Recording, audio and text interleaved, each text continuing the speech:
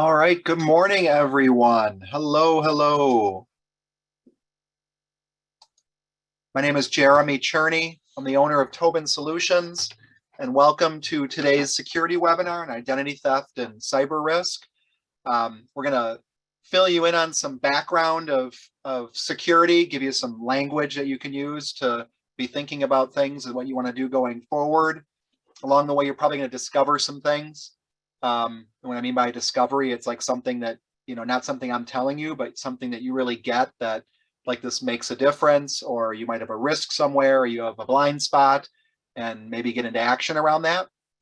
We're going to be talking about risks for sure, ways to mitigate those risks.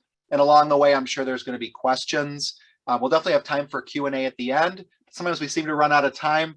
So don't wait till the end if you've got a burning question. If it's something I think we'll address, I'll let you know. But if the question has you kind of pausing in your learning, we want to make sure we get that addressed so you can keep moving forward.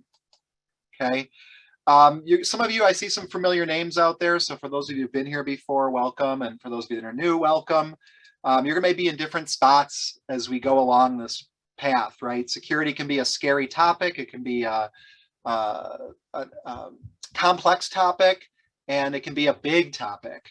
And so you may intentionally or unintentionally have your hand on the your head in the sand on some aspect of this. And along the way, you're going to pull your head out of your sand, but it's going to be kind of a scary world out there. Maybe you're going to be hearing some things. You may feel like there's a lot of fire hose firing all kinds of information at you. And there will be a lot of that because there is a lot around security. It's a broad topic with lots of deep places to learn and figure out things and figure out where you might have some risk, not only in terms of general information technology, but also specific to your industry, specific to your business, specific to your network and how you use technology. It's not a one size fits all. But along the way, we really want you to be like, thumbs up, Jeremy. Okay, I got it. I'm still a little bit scared, but I've learned some things. I've got some new actions I can take here. And so I'm going to start moving forward on this. I'm not going to stay with my head stuck in the sand. I'm going to get into some kind of an action today. Along the way, you're going to find some blind spots. Almost certainly, I'm going to be telling you something that you didn't know. And not only is it something you didn't know, you didn't even know you didn't know it. And it's often about your security posture, right? Those are things that you're going to be learning about. Oh, that's a problem. And I didn't know that was a problem until today. But hopefully what you're also going to find is there's a solution to that problem. You didn't know there was a solution to it, but now you know, you'll be able to get into action. Why is this also important? We talk about a security posture. We talk about the threat environment out there, what's happening out in the world. There's just so many headlines coming all day long, all week long, all month long on new security flaws, new security holes, old security holes that are now being newly exploited. It is never ending, and you are under constant attack. And what they're doing is they're looking at your there's a kind of a metaphor around this. It's like a chain of trust or a layer of trust. And in all those chains and in that all those links in those chains is different pieces of your security. And any weak spot, that's where someone might get in. And that's what they're always looking for. And you're under constant attack now. You may not seem like it's a barrage of attack, but you're getting the phishing emails. You're getting people trying to hit your firewall. You're getting the social engineering emails and texts. Those are attacks. So it's not a question of if, it's a question of when and how bad. And this really is something I want you to kind of get in your bones for today. If you walk out of this thinking that you're all good to go and don't need to think about it anymore, then I have not done my job, and you'll get a full refund on this webinar. It is not if, but when and how bad. Okay, this is what you want to be thinking about. Not if, but when and how bad. So there's some language we want you to be learning here as we go along. When we talk about a security event, what are we even talking about? In most cases, it's a breach of the CIA triad: confidentiality, integrity, and availability. Confidentiality is who can access your data. Is it someone that's authorized or unauthorized? If you give confidential data and someone who is unauthorized has access to that confidential information, that's a breach. If someone who's unauthorized to data to change data changes it, that would be an issue of integrity. Could be they could change a contract terms. Could be they change where you're going to wire money to. Could be they just corrupt your data so that it can't be used. And then we start moving into availability. Can your data be accessed? Any one of these is a breach. If you have a power outage, it's considered a security availability breach. If you can't use your systems, that's a problem. Now, it may not be a big problem if it's a little glitch. If you were in Texas earlier this year and you had I think it was earlier this year when they had the storms and you were down for 3 or 4 days or a week, that would be a long availability breach. Still a matter of security. Okay, so any breach of your CIA is a breach of security. One of the things that people in the world of security, you can kind of break it down a little bit further into privacy versus security. Privacy are the rights you have to control your personal information and how it's used. Security refers how your information is protected. Okay, so if you have signed up for Facebook and Facebook, you sign in and you have that long terms of service that Facebook has, right? You download that game, that app, that software, and there was that long end user license agreement or terms of service that you automatically accepted as a condition of using that service, or that big legal document you scrolled through and maybe even had to scroll all the way to the bottom and click OK. In some ways, you're already telling people what they can do with your information. And when some people look, they might be, oh, they breached my privacy. It may not be a breach of privacy. It may have been something you actually agreed to. You may have remorse over that. You may have regret over that, but it still may be something you agree to.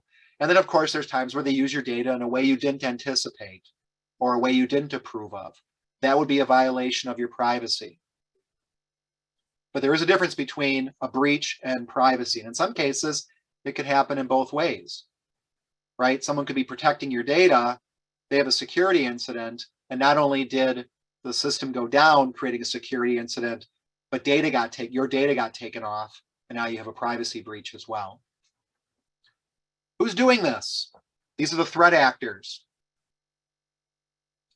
Threat actors are the people and organizations that are performing the attacks. And notice I say organizations. These are in some cases, very well organized groups of people. Very smart people with very bad motives are committing a lot of these security incidents. They're after your computers and your data. You may also hear the term malicious actors. So malicious actors, threat actors, there's script kiddies out there. Those are people that are just following a how-to guide to hack your network. You could have people inside your organization. Could be a salesperson who's no longer happy and they want to take data. They want to take your sales list, your database before you leave. There's organized cybercrime. There's a big money in this. Hacktivism. I heard today that there's some ransomware going on in Israel right now in some financial institutions, and they're not making a ransom request. They're just taking the data and encrypting it, shutting them down. So, you know what that is. There could be cyber terrorism or state-sponsored threat actors, right? There can be times where we're getting attacked by state sponsors from China, Russia, North Korea, and there's times where the United States is doing it. So threat actor is also a point of view, depending on where you're at. Data exfiltration is where your data has been taken off the system by an unauthorized party and exposed somewhere. So data exfiltration would be, you've got your contracts and your salesperson is leaving. You don't know they're leaving yet, and they grab copies of all the contracts on the way out. Be data exfiltration. Could be a ransomware gang has infiltrated your systems. And not only they ransom your system, they took copies of your customer lists and your trade secrets and your email contacts and your databases. And they've taken that off site without authorization. That's data exfiltration. Not every attack is data exfiltration. And Some attacks include data exfiltration. But you want to know that because if your data's out there, you want to know about that. See if there's anything that can be done about it. One way to prevent some of the data exfiltration from happening or to limit the exposure of it is through encryption and decryption. So if any of you have a kid these days, or remember from when you were a kid or back when your kids were young and you'd be at the restaurant and you finally have a chance to sit down and have your coffee and what do? You give your kids a placemat and some crayons so they can play a game while you can just sit here and absorb your coffee. And a lot of times on those placemat, there's like a little puzzle game. You know, it might be a little puzzle that says like the letter A equals 1 and the letter B equals 2 and the letter C equals 3. And then there'll be a puzzle that'll have numbers, 1, 2, 3. And you have to use the key to decrypt the code. Often it's, buy more pancakes or something like that. But this idea is you can do that with your data as well, your business data. You can encrypt it and you can decrypt it. And a lot of times you're going to want to be doing this. There's certain things you're always going to want to be encrypting. And we're hearing insurance companies and partners are asking about your status of where you're encrypting and decrypting data. Why is that? Because if data is exfiltrated, they can take the file, but if the file's encrypted and they can't open it, you're in pretty good shape there. So people are asking, are things encrypted or decrypted? DNS is also something really critical. This is all part of your learning here. You're going to hear about DNS, and that is your domain name services. So for example, at Tobin Solutions, our main domain is tobinsolutions.com. And when you want to go to our website, you don't type in that third bullet point. You don't type in 18.219.235.9 because that would be too hard to remember. You type in www.tobinsolutions.com. And in the background, in this digital phone book, it looks up tobinsolutions.com, gives the IP address to your browser, and then you make a connection to our website. So the problem is DNS has been around for so long, well before security was even something anyone really was concerned about or putting into the systems from the beginning. It's very easily faked, very easily compromised, and it's a way some of these attacks are happening. Okay, so we'll be talking more about some of those attacks coming up.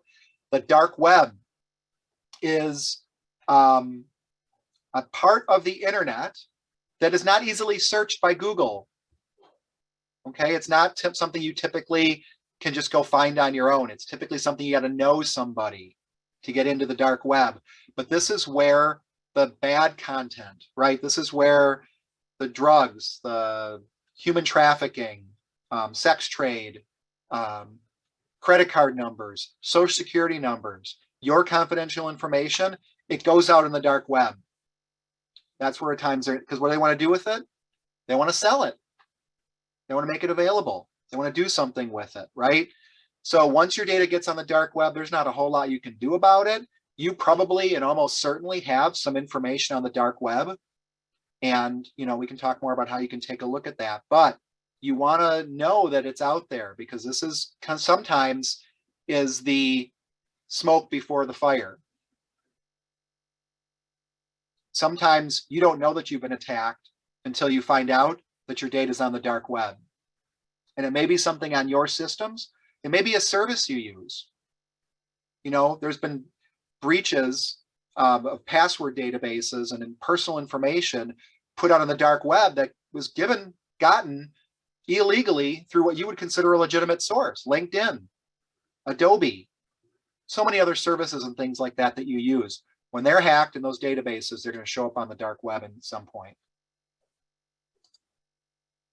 You may also have some compliance needs. Okay, this is where you want to look how you run your business and what industry you're in. You take credit cards. You, by nature of taking credit cards and all those paperwork you signed out to accept credit cards, you've probably also agreed that you're doing some level of PCI DSS, which stands for Payment Card Industry Data Security Standard. You're saying that you're protecting those credit card numbers. Do you store personally identifiable information like social security numbers, driver's license? Are you a healthcare provider where you have to worry about HIPAA? Are you a public corporation where you have like Sarbanes-Oxley? Are you an attorney where you have state bar ethics rules? There's some ethics rules that apply to how IT is handled. Do you do work in Europe? Are you a defense contractor? What cyber insurance requirements do you have? Right? Hopefully you all have a cyber policy, or you're looking at getting a cyber policy. There will most likely be covenants in there that you are expected to follow as a condition of being covered.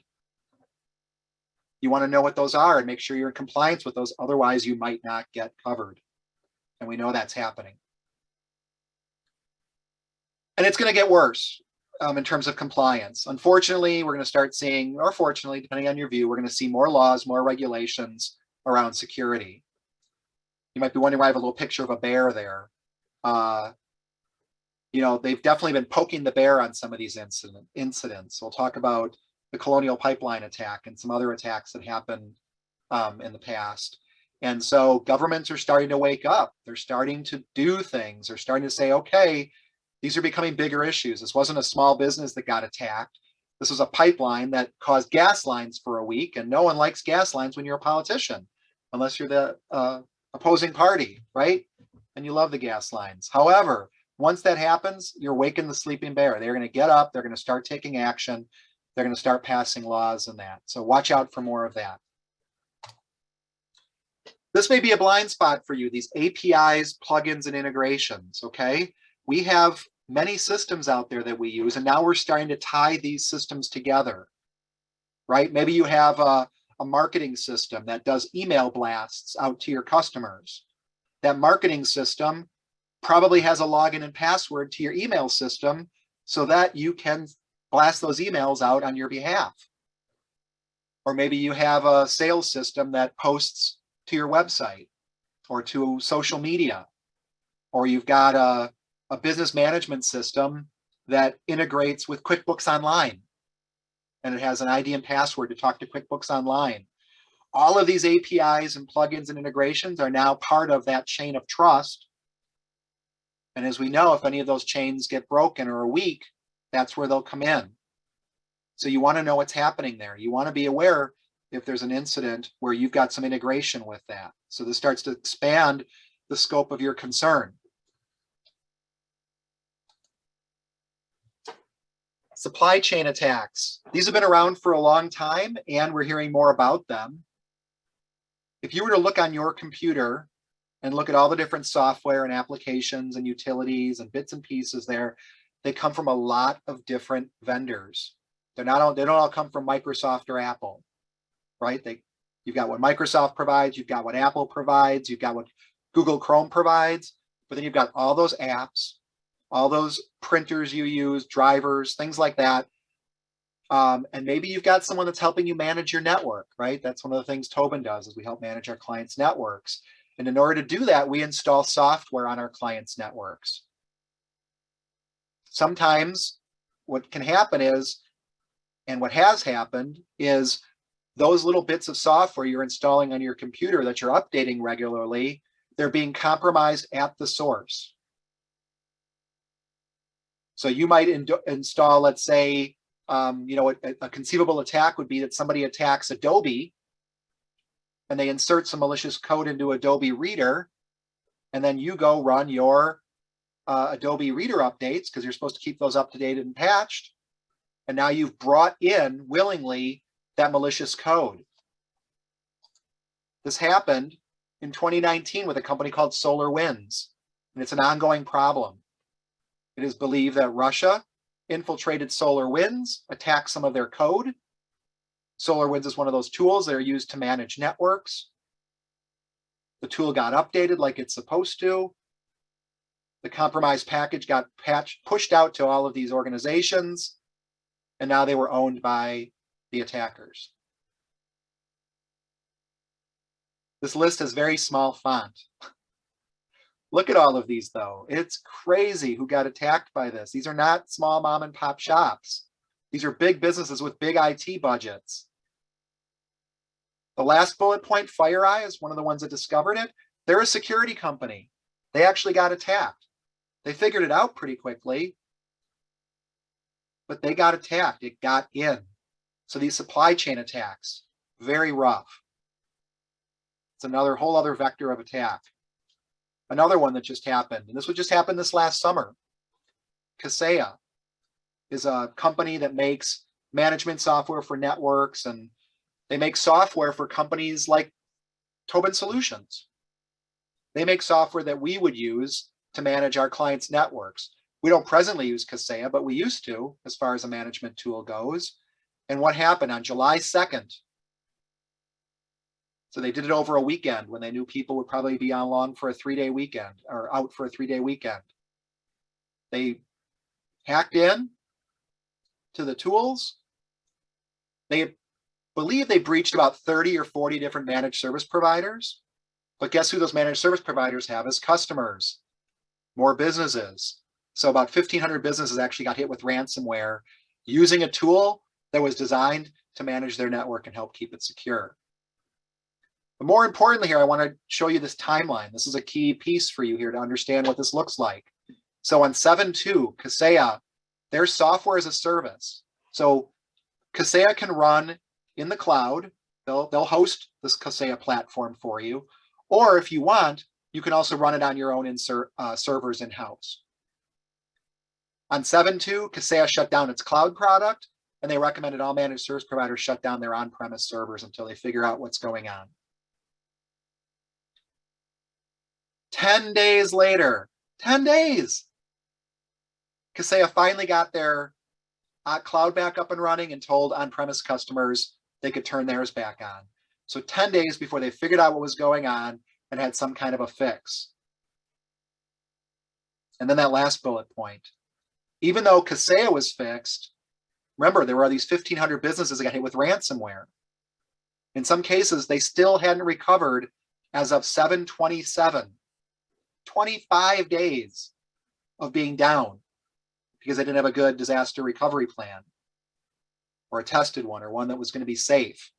They eventually got the decryption keys and distributed those. But look at that timeline.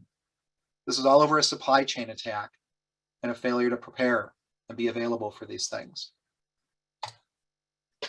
So social engineering, this is another big threat. This is the big con game, right? This is all those movies we love, right? It's Ocean's 11 and, I can't even think of all the different, Paper Moon and all kinds of movies where you've got grifters and con men, the lovable heists and all that kind of stuff. Well, it's not so lovable when they're calling your people up and they're trying to steal your stuff. And they do it through a con game. They're using fear and urgency, pretending to be someone you trust. And people are really easily conned. And no one likes to admit they're easily conned or admit when they do get conned because there's some big shame around it.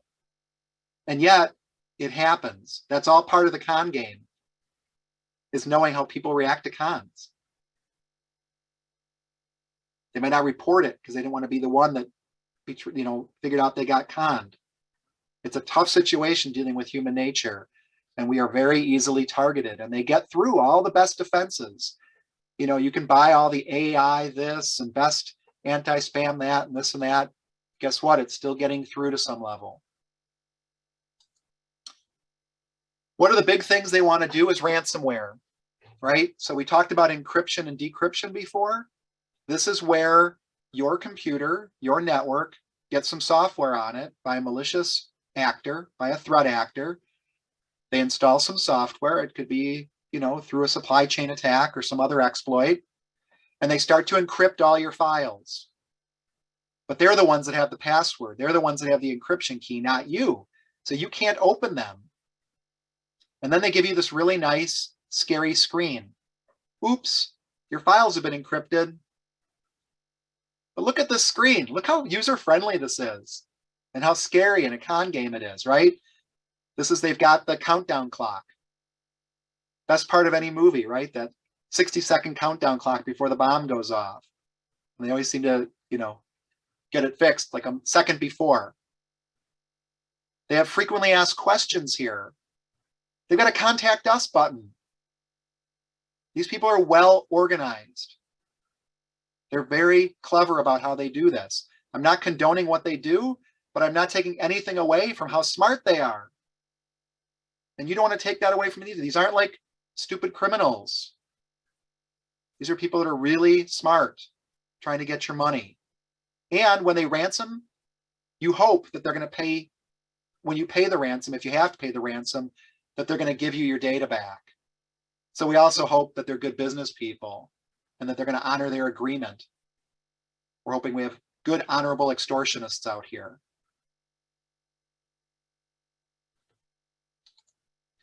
How do they get the ransomware on you? Some ways it's via phishing, right? Those are those emails you get, and they still come through. Even the best systems are not 100%. Even if they're 99 or 99.99. When you're getting hundreds of emails a day, that's 2 to 3 emails a day that are still getting through.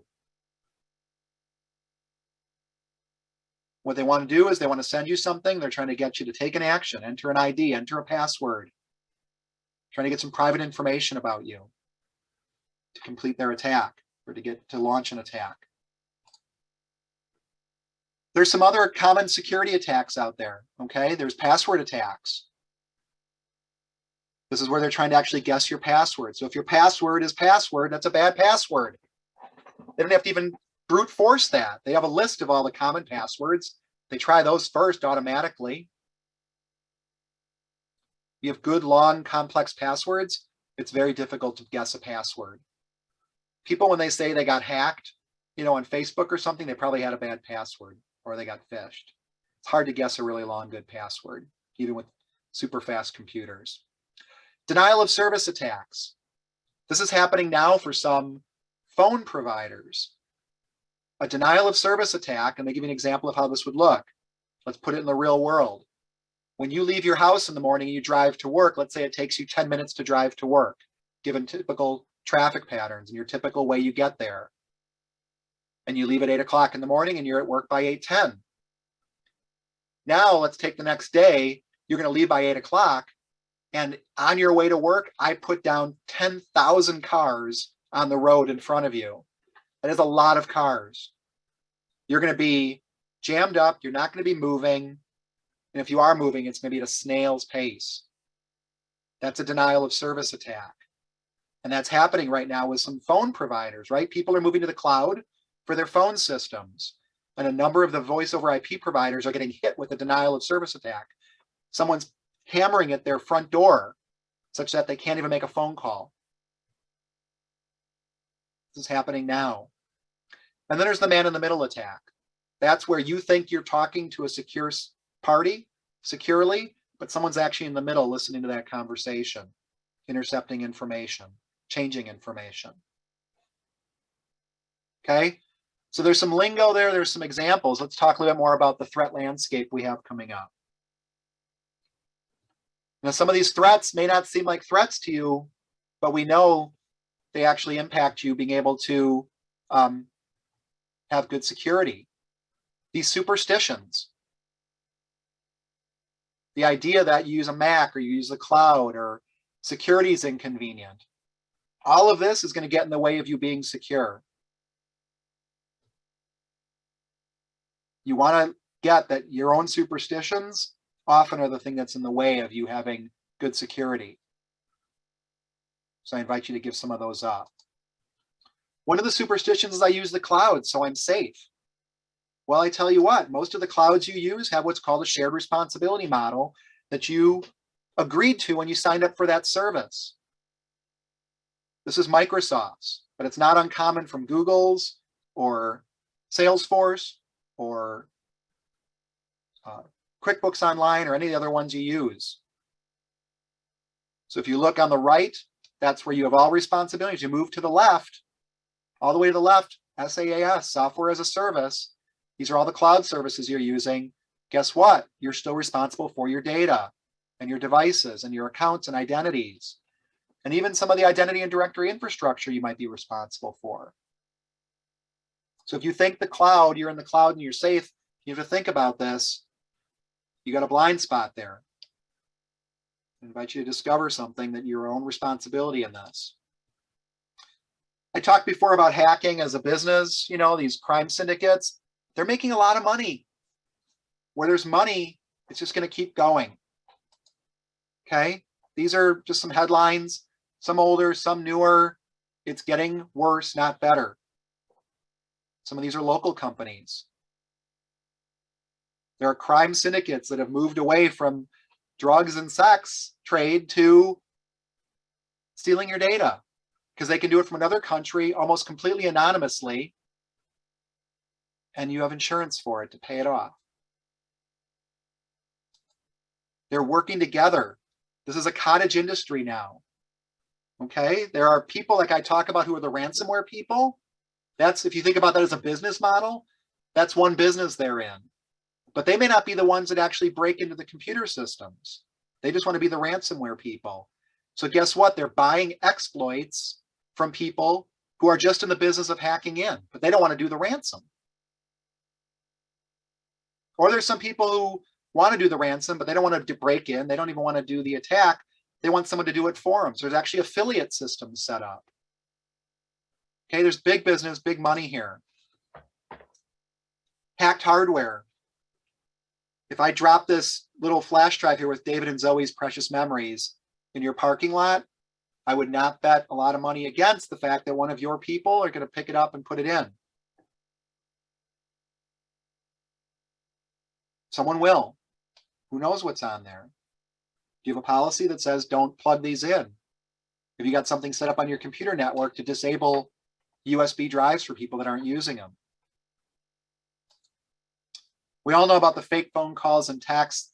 They still hook a lot of people, but trust me, they're almost all fake.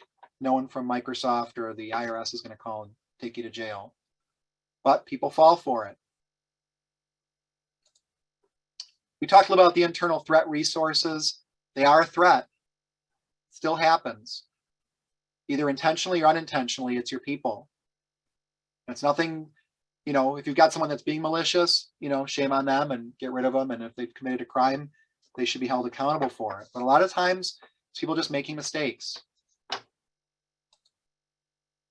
So if it's not clear, it's not a question of if, but when and how bad.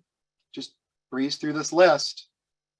If you're not able to say you've accomplished all of these things on this list or acknowledge these things or done something around these things, you will have a security incident. So what can you do about it? There are some things you can mitigate your risk with. One is you want to get that security is a process, not a product. This should be a big discovery for you, a big aha moment. Security is a process, not a product. If I buy a lock for the front door of my house, have I purchased security? No. I purchase a means to security. But what really has it secure is when I walk out the door, I turn the lock and I jiggle the handle to make sure it's closed all the way and the lock is engaged. It's the jiggling the handle and turning the lock that had me secure.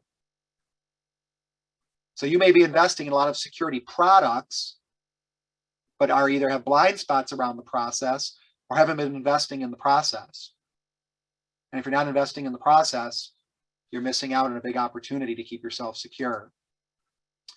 Speaking of processes, the government has created the NIST cybersecurity framework, and they keep this updated.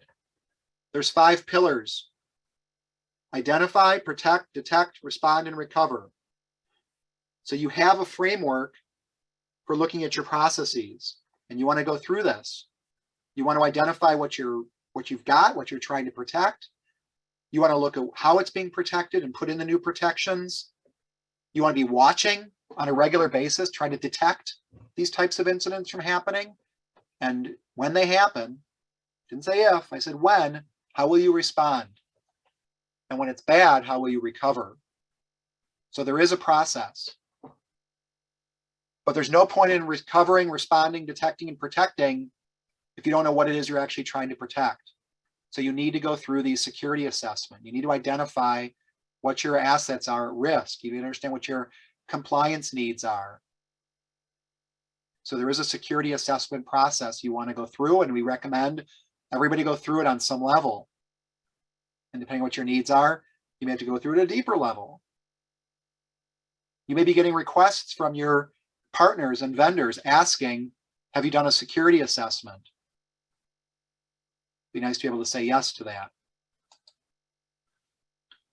You may hear more about zero trust if you haven't already heard about it. The idea that there used to be this outside world and inside world of your network. Internet, bad place to be, bad neighborhood. Inside my network, everything is safe and okay. It's not the case. Why do I say that? Because we talked about supply chain attacks. We talked about malicious insiders. We talked about accidents.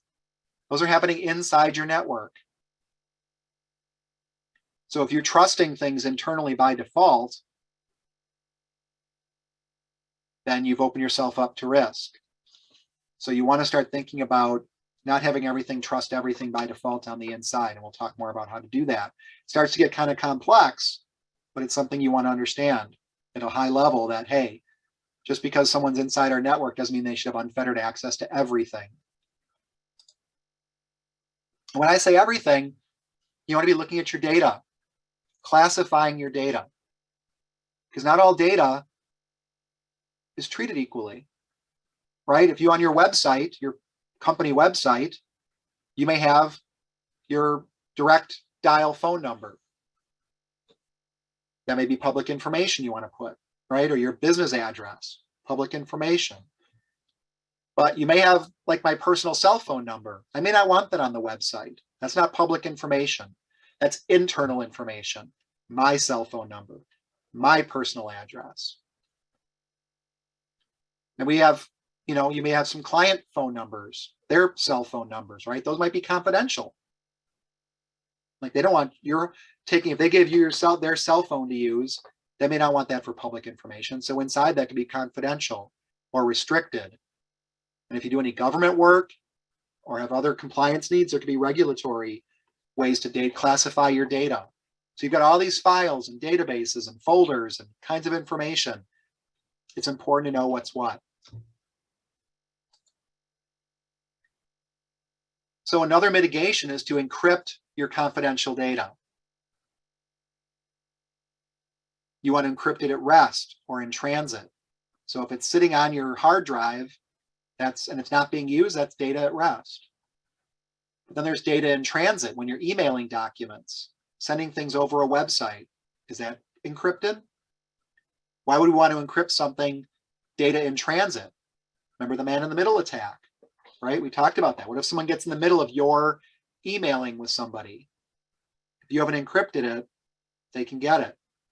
If you're walking around with flash drives, you might want to encrypt email. You definitely want to be encrypting your backups, your data backups, in case those backups ever get out of your control.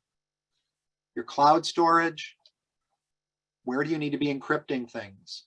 What are you trying to encrypt and why? Don't assume it's all encrypted. Don't assume everything has to be encrypted. That starts with some policies. You want to figure out what your policies are going to be around your business and your expectations around security. What can employees do? How are the systems managed? It's a lot here. We've got a lot of samples and templates we could help, give you and walk you through on some of those to help customize them to your business needs. But you want to do that work, because if you haven't told your team what you expect or what you need as compliance, then what do you expect them to do if they don't know? You got to write it down. That's where the policies come in. Something else you want to be doing: planning for the disaster, planning for the outage. Remember, it's not a question of if, it's a question of when and how bad. So if you haven't got a business continuity plan to keep your business running while your systems are down and while recovery is happening, or if you haven't got a disaster recovery plan to get your systems up and running after a disaster, you may be in trouble. As a business owner, if you're in charge of IT in your office, if you're in charge of your backups, I want you to consider that your number one priority right now should be inspecting what you expect around your business continuity and disaster recovery plans. These are written documents customized to your business on what you're going to do when there's a disaster. Not if there's a disaster, but when. This should be your number one priority. This should be something you want to get done by the end of the year, or it's something you want as a New Year's resolution for your business, what you want to do in the beginning of the year. You want to know that this is going to work. And let me tell you something, this is not just about restoring a file, right? Some people do that. Well, I went in and I deleted an Excel spreadsheet and then I restored it. That's good. That's helpful. It's not business continuity planning and disaster recovery. It's an example of one component that you were able to test. And as you can see, there's something to this, right? Got a 7-step plan here with some bullet points and small fonts. You'll get copies of the slide deck afterwards. You can complete our survey. You can go into these in more detail. Nice thing is, you don't have to reinvent the wheel. There's a process for you.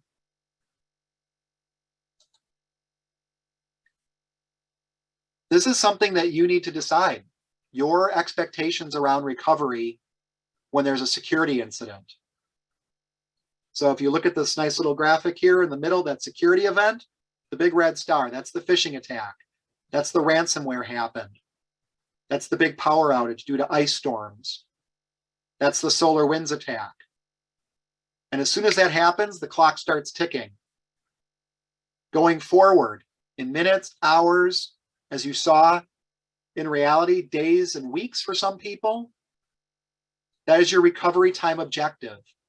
If you haven't expressly told your company, your IT provider, what your recovery time objective is, if they haven't asked you about that, you want to be having that conversation.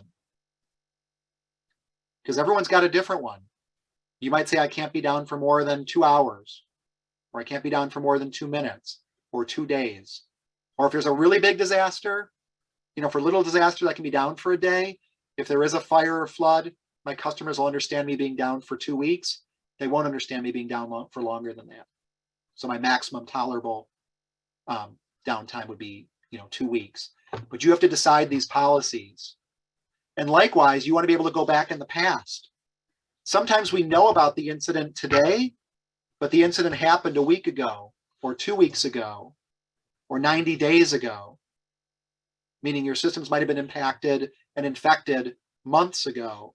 And so if your backups and disaster recovery solution doesn't take you back days, weeks, months, you're going to be limited in what you can recover. Sometimes we've had issues with clients where there was a compromise and it wasn't discovered, and we actually had to restore their systems from like a month earlier. Thankfully, they had good backups that were a month old. I know some of you out there are not having backups that are that old. You might do like a 7-day backup or something. It's not bad. It'll help, but it's not going to help if the attack happened 7 days earlier or 8 days earlier. So here's some more detail on these. Again, you'll get the slide deck on recovery time objective, your recovery point objective, and your maximum tolerable downtime.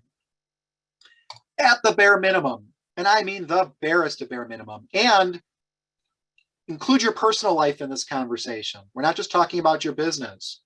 Think about your own personal life, your own email and personal photos and things like that. At a minimum, you want to have at least 3 backups of your data. The original data, another copy, and another copy offsite can't be touched by ransomware. In some cases, in many cases, that'll actually get you up and running, but it really depends on the type of attack. This is just bare minimum. And as you're going through this business continuity and disaster recovery scoping, there's some things to be thinking about. This is why you want to do that discovery, that identify piece of the NIST cybersecurity framework. What are your on-prem systems? What are those off-site systems? Is there something about your website or your line of business applications in the cloud? What about your phone system? Physical security. You got to go through and assess all of that to really know that you're going to be protected. And you must test this. I said your number one priority, test it, test it, test it, test it, review it. If you're the person who's accountable for this, you want to have them, load up your test systems, log into your accounting system and run a report with data from yesterday and see if the data is there and see if the report works. You want to develop a playbook. You don't want to be trying to figure out how to do this when it's an emergency. You want to be thinking about it ahead of time so that you can actually have it accomplished. You also want to know the piece of going and doing a playbook is you might say, look, I can't be down for more than 4 hours. And then we do your test, and your test takes 8 hours to complete. So then you've got a conversation to have. Either you need to adjust your recovery time objective to 8 hours, or you need to see if there's some other technology and processes you can put in place to shrink down your recovery time objective window. But you're only going to know that by really going through a full test. Don't take anyone's assertions. Inspect it. Please, please inspect it. Demand it. Here's some more elements of the technical backup solution. Getting this playbook together. Who's on the team? How does this work? How do we restore things? What's our testing process? We tested last year, we ran through our playbook. This year, we're running through it again, and it's not working. Oh, something changed in our software. There's a new condition here. We can now update the playbook with the new rules. Number one priority for you, if you haven't got this already, check into cyber liability insurance. It's often carved out from your standard business insurance these days. Or you may have a small piece with one of your main policies, and then your bigger policies, it's not included. So you want to, this should be another big priority for you. Call your insurance agent, inspect your policy, and make sure you're doing the covenants of it. So again, in big red letters, inspect what you expect around business continuity and disaster recovery. This should be your number one priority. Why do I say that? Joplin, Missouri, March 2011. Before and after photos of a tornado that went through. If you had on-premise infrastructure and you weren't following best practices for backup and disaster recovery, you may not have been able to recover. And then you say, well, Jeremy, this is what I'm trying to tell you. This is why we put everything in the cloud so we don't have to worry about this. And I say, I got that. But did you know that in March of 2021, the largest data center in Europe and the third largest in the world had a battery fire? And thousands of major sites and subsites were impacted. And guess what? Some of them weren't following best practices. They didn't follow 3-2-1. They may have had your original data and even copies of your data there, but they didn't get data out of that data center into a different data center. So when the fire happened, it was a total loss for some companies. Here's how you start protecting your email. Okay, we talked about our domain names, right? Like tobinsolutions.com. There are things called domain registrars. They're the ones that when I register tobinsolutions.com, it's restricted. I'm the only one that can use that. No one else can register that domain. Well, that's a service you use with an ID and password. You want to use multi-factor authentication on your internet domain registrar. We'll talk more about multi-factor, but that's that code that goes to your phone. There's some other things you want to do with declaring who your authorized email systems are on the network. You want to be archiving your email, looking at anti-malware, and you want to tag emails that are fraudulent from your domain, right? We all see those emails say this comes from an outside source. That's helpful, but what you really, really want to know is that there's an outside source email that's impersonating you. So if my team is getting an email from a fraudulent, jeremy.cherney@tobinsolutions.com that did not come from our email system, there's a big red banner on our emails that say this specific email is trying to impersonate someone from Tobin Solutions. You want to do that. You want to reduce your attack surface, right? We talked about that chain of trust, and we talked about all those 50 programs and companies and things like that that have software and things installed on your computers and network. You want to remove the ones you're not using. You want to run as a standard user. This other bullet point, bring your own device. This is where you want to say, hey, are you providing the computers for your team, or are they using their home computer? Our recommendation is to use trusted devices only. You want to check your physical security. We've had clients where devices have been stolen or drowned in a boat or break-ins. We talked before about Texas and the ice storms, and we live in Wisconsin, thunderstorm season, winter ice freezing, all of that, right? Power is critical to these systems. When you set up your recovery time objective, power should be part of that. If you're on the road, you want to be looking at, where you're using Wi-Fi and where you're doing that. You want to make sure you're using a good virtual private network. You want to make sure your local firewall is up and running. And pro tip, if you ever go into one of these websites, there's sometimes something you have to accept, like a terms of service to use the site. It's up to you whether you want to accept that terms of service. But if it ever requires you to install what's called a certificate, and your system will pop up and it'll say, do you want to install this certificate? Most cases you want to say no, absolutely not. Because if there's a certificate involved, it can decrypt your traffic. Smart speakers, they're always listening and always recording. If you use an Amazon product or a Google product, you might want to go to their website and see what's being recorded. Not a problem necessarily, unless someone gets access to your Amazon site and they can listen to the things you've said. You want to be checking with your providers, vendors, and business partners, right? You're here today to learn about cybersecurity. You're here today to maybe take some action around cybersecurity. Who are your critical clients? You want to ask them, hey, what are you guys doing about cybersecurity? Because you're really important to us. You want to talk to your critical vendors, your business partners. What are they doing around cybersecurity? Do they have cyber insurance? Are they set up? You want to know what's happening here with them. Credit cards and banking. I prefer credit cards over ACH withdrawals because while you might have some protections with ACH, the credit cards aren't going to drain your, they may drain your credit temporarily, but they're not going to drain your bank account. You want to be checking your accounts regularly. If you wait too long, they may not make you whole. If you report fraud to your bank now, they'll probably help you out. If you report it 90 days from now, they may not.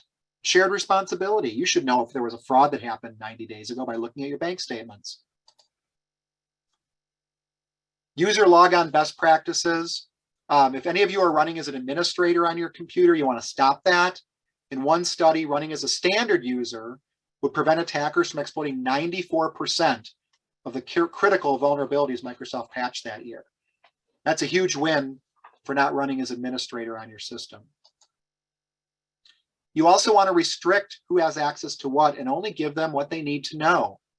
If your salespeople don't need access to the files where you've got your finance information, don't give them rights to the files in your finance folder. Or vice versa. Security, military security rule, need to know. Network segmentation is something you're going to hear about. This gets into reconfiguring the network. The way most of your networks are set up now are not considered best practice by today if you're following a zero trust model. Two-factor authentication, multi-factor authentication. This is easy stuff to do. And look where you want to protect your internet registrar, your email, your cloud, your banking, workstations. If you don't have multi-factor logging into your desktop, that's a security hole. Check your VPN, your remote desktop. All of these should have multi-factor on. Same thing for your personal life. Colonial Pipeline. They got hit. It was an old password, single compromised password. If they had multi-factor turned on, probably wouldn't have happened. Make sure all your systems are patched. 70% of organizations that suffered a security breach cite a known vulnerability that went unpatched. You got to keep things up to date. That's what happened with Equifax. In 2017, hundreds of millions of accounts and data was stolen. There was a string of mistakes, but a lot of it started because they didn't patch some software. When you're getting rid of stuff, there is a process. You want to make sure you're securely reusing or wiping or disposing of your gear. You want to set up your neighborhood watch in your company. And this is something I really think should be part of your culture. Security can be part of your culture where everyone's watching out for each other around security. And they're all getting security awareness training for everybody, for the new people who are onboarded, for critical roles. If you're the person who handles money, you should be getting a lot of training around security awareness. and you want to keep this going. I know some of you have been to this presentation before, and you've probably heard something new or heard it newly. You want to keep the education going. Spread the word. If you got hit, odds are high other people in your organization are under attack as well. So let people know. Print this slide off when you get this security deck. Laminate it, put it by your desk. It's a great set of bullet points of what to look for in bad emails, but it's also a great reminder to keep security front and center, because someone's going to fall for one of these phishing emails. They're just too good. They're too great in what they do, and people are easily conned. People are busy and stressed. If it's 5 o'clock on a Friday and you're trying to finish up work so you can get to your kid's soccer game, it's very easy to click the wrong thing. It's very easy to fall for a fake website. They just look too good. If you're anyway in charge of money, anything in money, wire transfers, ACH, they should always call and directly verify the details. Don't email the person back and say, is this correct? Verify, verify, verify, and make sure you educate new employees about this. There are password managers out there. You want to invest in a good password manager that'll create good long passwords like this one at top, this N8 #C9, right? But there's another great reason to have these. Emergencies, even for your personal life. My family all uses a password manager. And I've got passwords in there that my wife doesn't know. But if she might need them, if I die or if I'm incapacitated, she can request access to my account.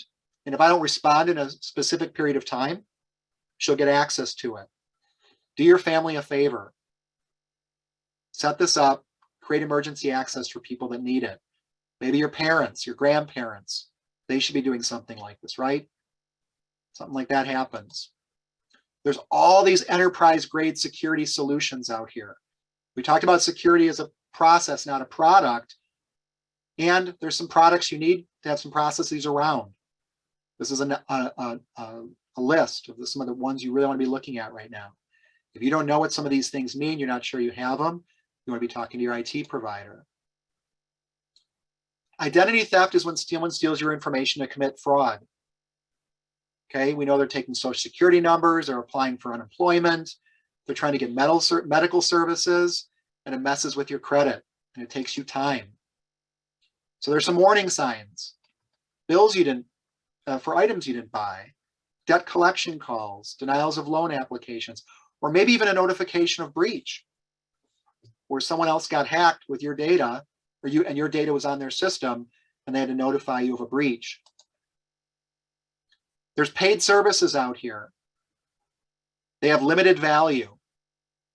They can't prevent or take your information off the dark web. They might be able to help you restore your identity. They can tell you if your information is in the dark web.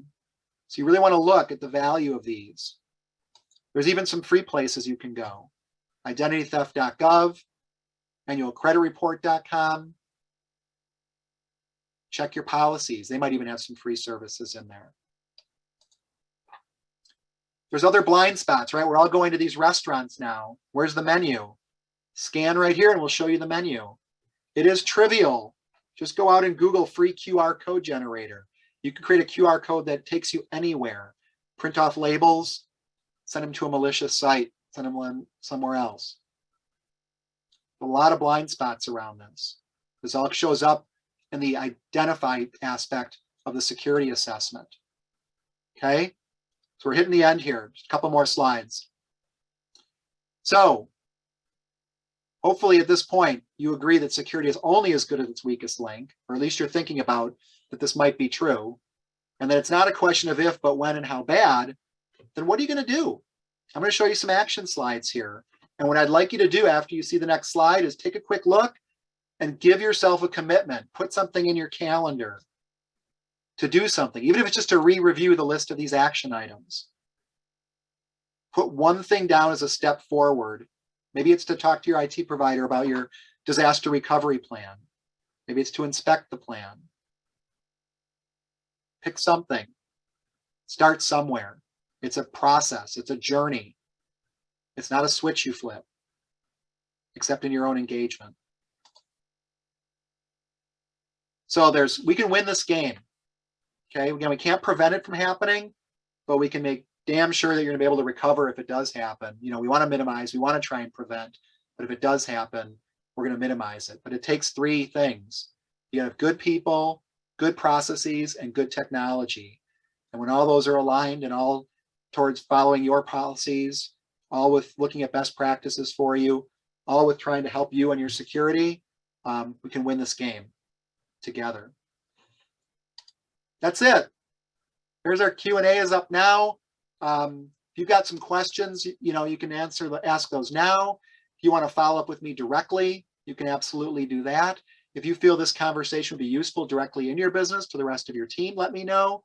If you're on a board or a nonprofit or have some other interest outside your organization and you'd like to have this presentation done for them, let me know. I'm happy to do it. I love speaking about this. I'm passionate about it, and I think it's really valuable. And I think it's really important today that people manage their security.